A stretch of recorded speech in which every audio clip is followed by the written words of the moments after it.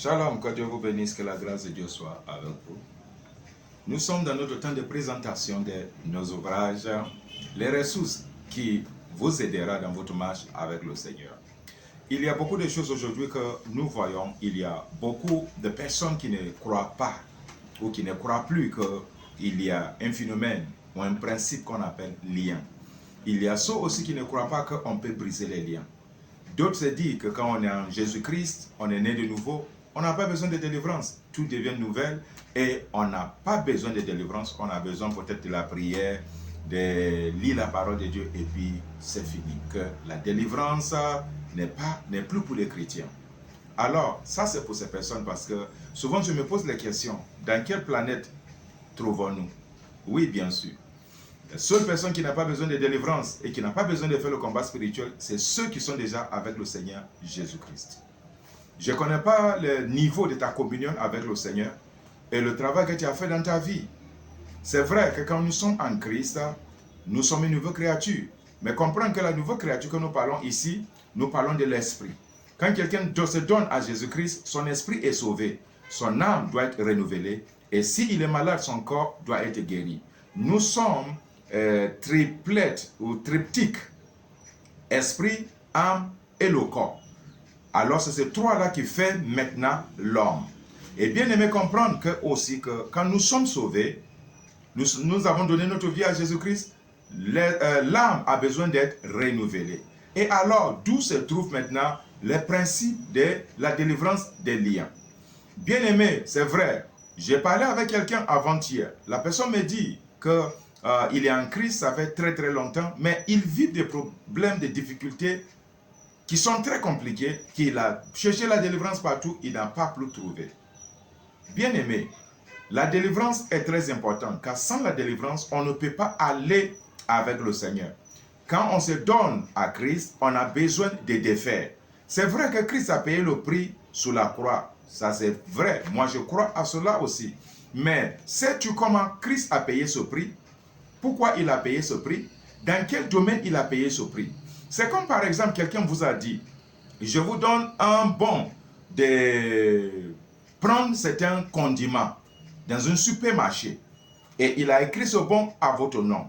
La première chose que vous devez savoir, c'est le limite de ce qu'il a écrit. Est-ce c'est achat de 50 000 ou achat de 100 000? Deuxièmement, où se trouve ce supermarché-là?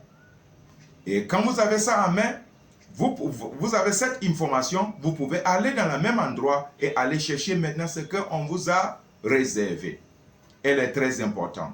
Christ a accompli de grandes choses pour nous, mais la plupart des enfants de Dieu ne savent pas à quel moment Christ a fait cela, quand Christ a fait cela, pourquoi Christ a fait cela, et aussi comment m'approprier de ces choses que Christ a fait pour moi.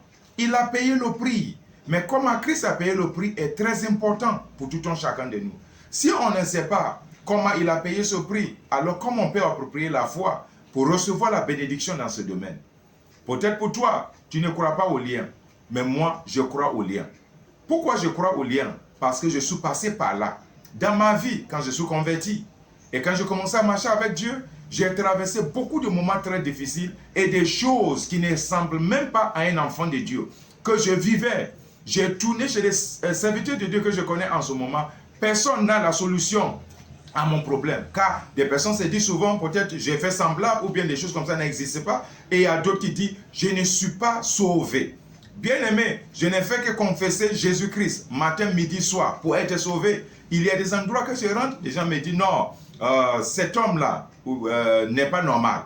C'est ce que les gens se disent, mais c'est moi seul qui sais ce que j'ai traversé. Jusqu'à ce que je commence maintenant à m'orienter par l'aide d'un homme qui connaît ces choses-là, qui a commencé à me donner l'orientation maintenant à travers des ouvrages.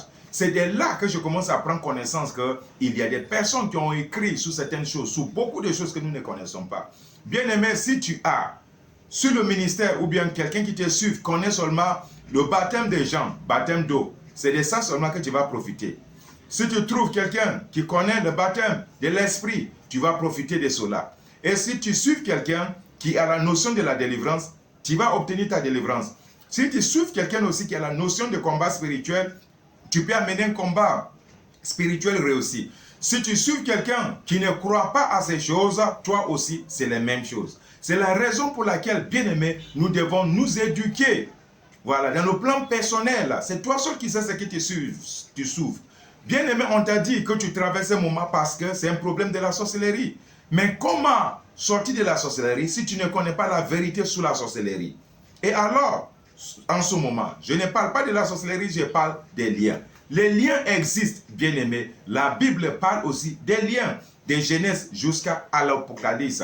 On peut voir les traces maintenant des liens. C'est juste une introduction et je reviens maintenant sur, dans le deuxième vidéo maintenant pour vous démontrer que les liens sont vrais et on peut chercher la délivrance dans le domaine des liens. Que Dieu vous bénisse, que la grâce de Dieu soit avec vous. Je suis votre serviteur, John Armstrong. Passons maintenant au deuxième vidéo.